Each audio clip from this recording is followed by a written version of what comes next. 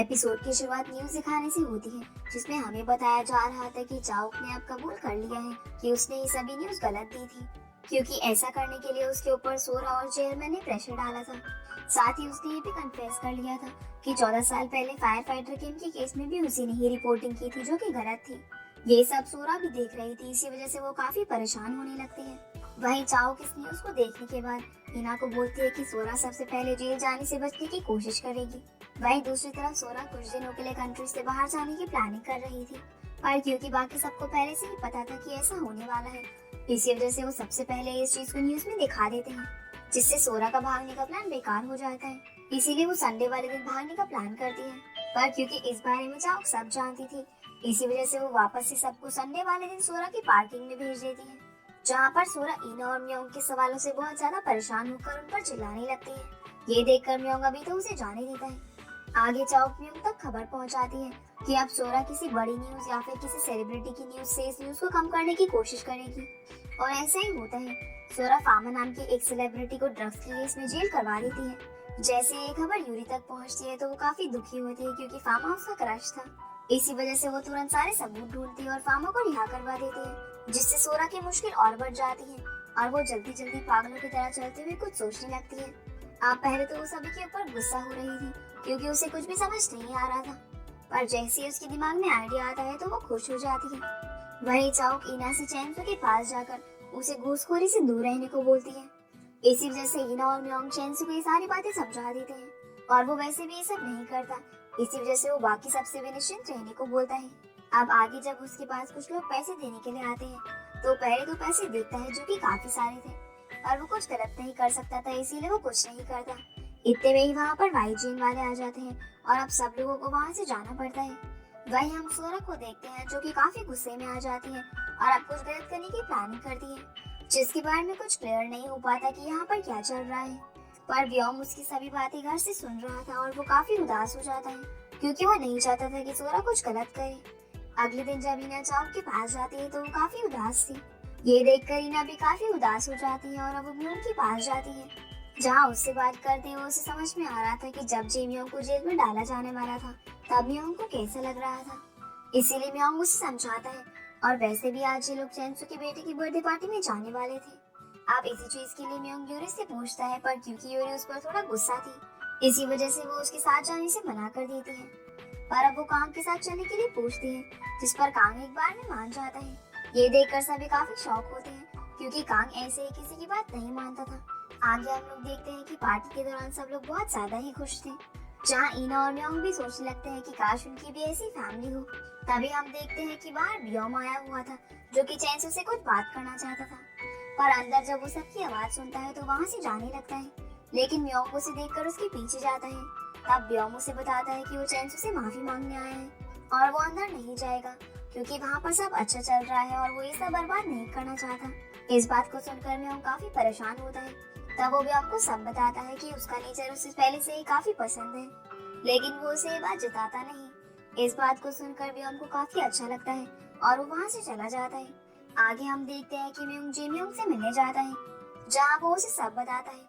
तब जे म्योंग बोलता है कि सच में तुम लोगों ने सही रास्ता चुना है और मैंने ही गलत रास्ता चुना। वहीं जब यूरी लास्ट डे की फोटोज चेक करती है तो वो देखते हैं कि कांग सभी फोटोज में सिर्फ उसे ही देख रहा था, जिस पर होंग उसे बोलता है कि शायद वो तुम्हें पसंद करता है। इस बात को सुनकर यूरी काफी शॉक होती है, पर उसे भी इस बात पर थोड़ा थोड़ा भरोसा हो रहा था। दूसरी तरफ व्योम सोरा के पास था और वो उसे बात ही करते हुए बोलता है कि सच में वो उसे काफी ज्यादा प्यार करता है। फिर सोरा उसे उसकी मीटिंग के बारे में बताती है, जिसमें बहुत बड़े बड़े लीडर्स आने वाले थे। आगे व्योम पुलिस स्टेशन में उस आदमी से मिलने जाता है, जिसने म्योंग, इना और चाओक पर हमला किया था।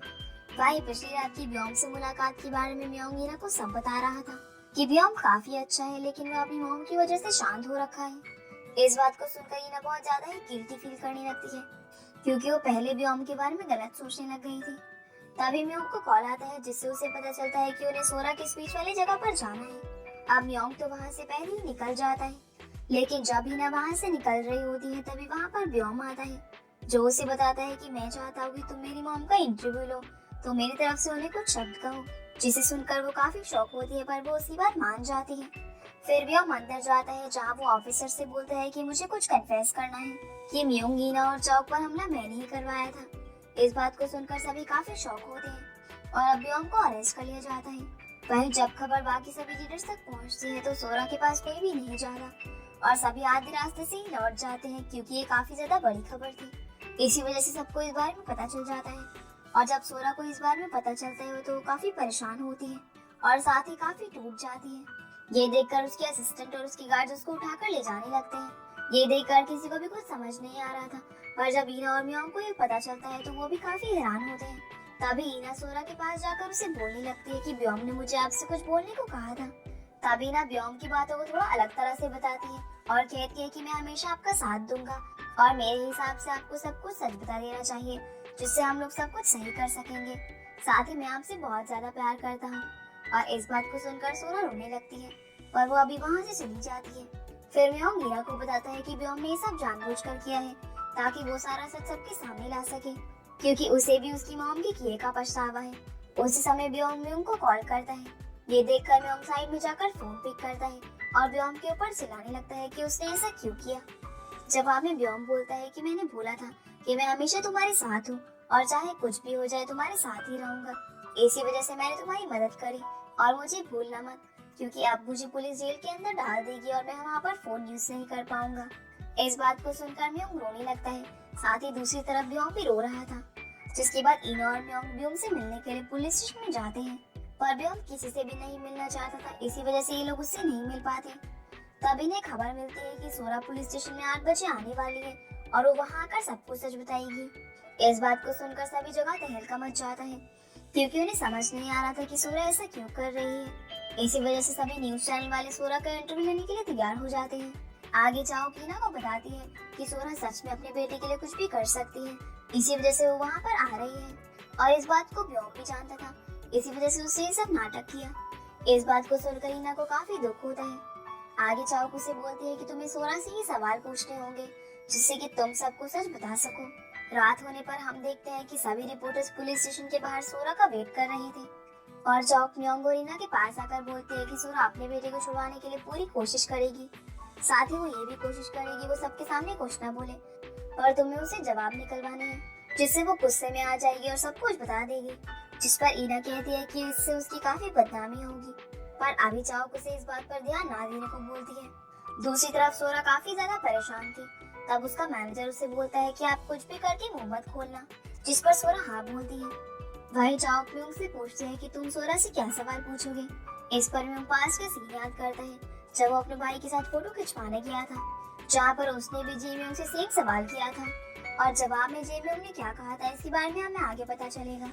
आप सोरा जब वहाँ पहुँचती है तो पहले तो सबसे नॉर्मल बिहेव करने की कोशिश करती है और हमेशा की तरह कुछ भी नहीं बता रही थी।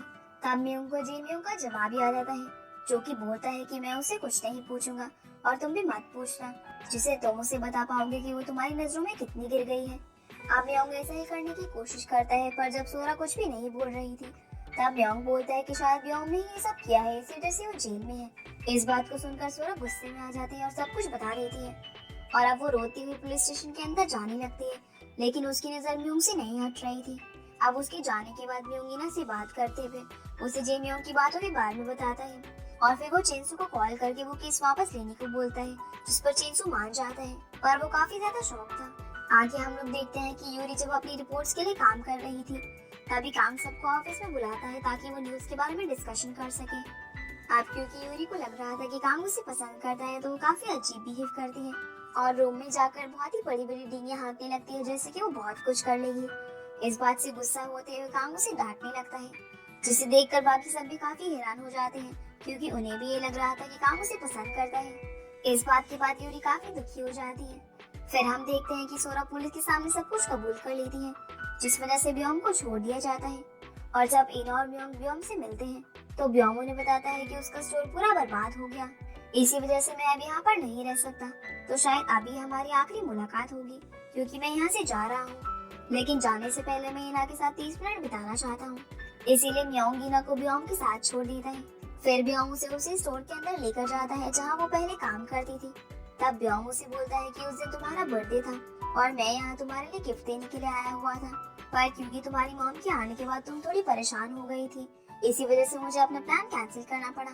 इतना बोलते हुए ब्यो मीना को एक गिफ्ट देता है और वहाँ से चला जाता है, जिससे देख कर ईना काफी खुश होती है। आगे हम लोग देखते हैं कि चाओ कर्ली काफी खुश थे क्योंकि उनका डायरेक्टर बदलने वाला था और शायद इसी वजह से उन्हें निकाला नहीं जा रहा था। साथ ही चाओ के खिलाफ चैनसू ने जो केस किया था वो उसने वापस ले लिया था।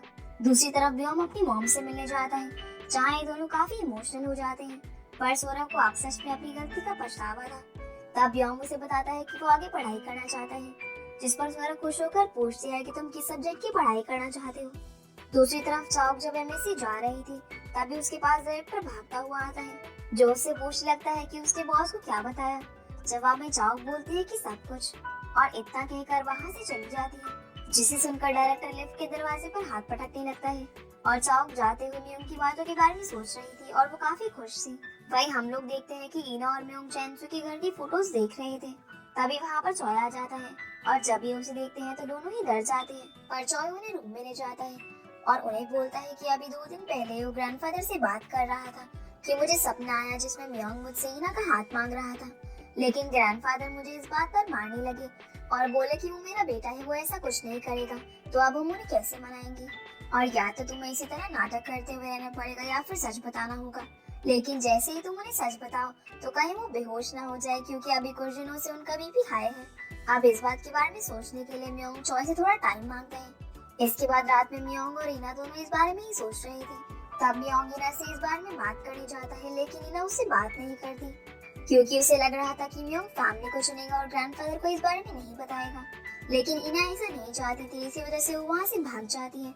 दूसरी तरफ कांग और ली आपस में बात कर रहे थे कि यूरी यहाँ पर कैसे आ जाती है, क्योंकि बाहर की डोर पर पासपोर्ट लगा है। इस बात को सुनकर कांग कुछ सोचने लगता है। वहीं यूरी आज भी कांग की डांटने की वजह से बहुत ज्यादा ड्रिंक कर रही थी और बहुत ही ज्यादा चिल्ला रही थी।